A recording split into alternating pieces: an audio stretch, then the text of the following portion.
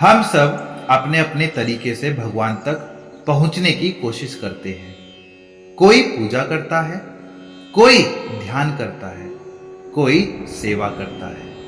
लेकिन क्या सच में पूजा सिर्फ मंदिर तक सीमित है या हर काम पूजा बन सकता है?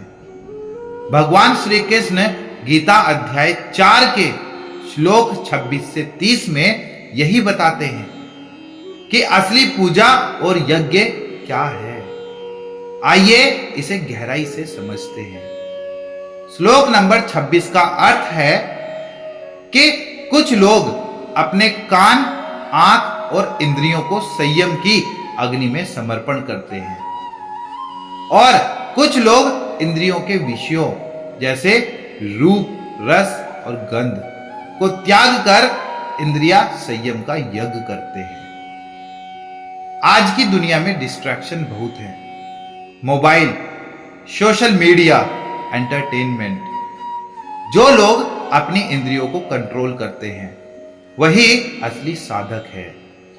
असली पूजा सिर्फ मंदिर में नहीं बल्कि इंद्रियों को काबू में रखना भी है। सेल्फ कंट्रोल ही सच्ची साधना है।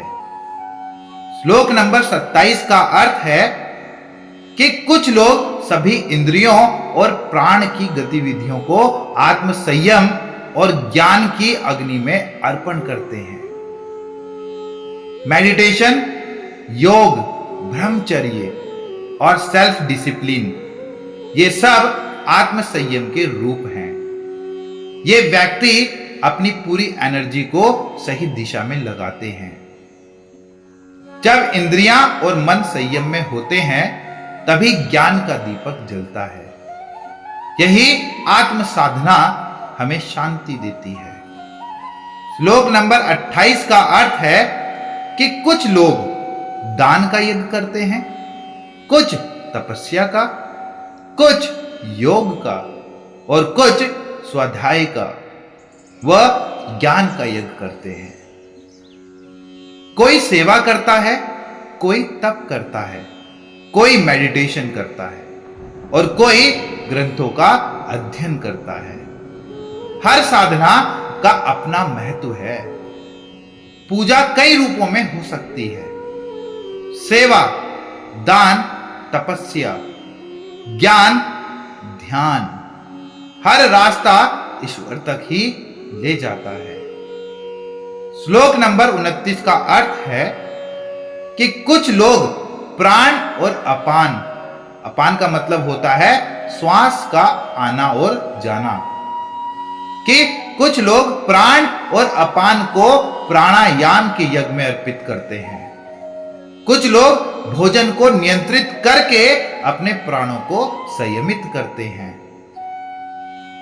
यौगिक प्रैक्टिस जैसे प्राणायाम, अनुलोम विलोम, ध्यान, ये भी भगवान तक पहुंचने के मार्ग हैं।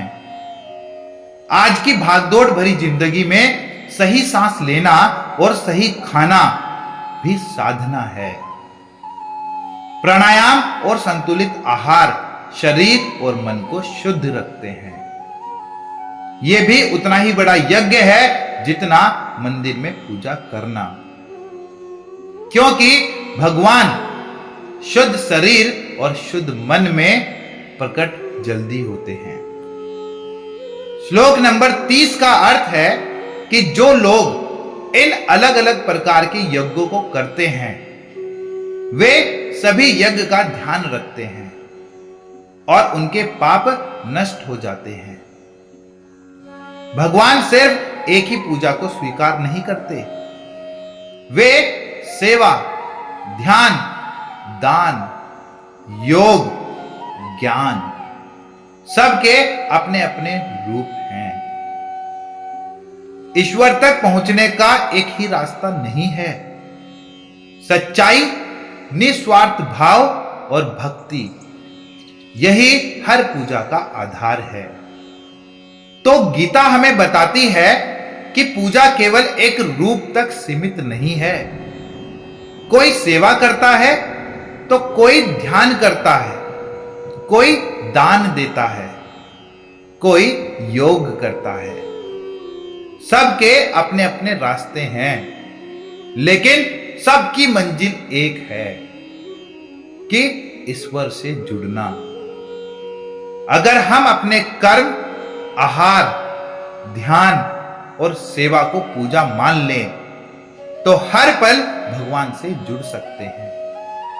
अगर यह ज्ञान आपके दिल को छू गया हो तो कमेंट में लिखिए हर हर महादेव, जय श्री कृष्णा, ताकि ये वाइब्रेशन सब तक पहुंचे। वीडियो को लाइक, शेयर और चैनल को सब्सक्राइब करना ना भूलिए।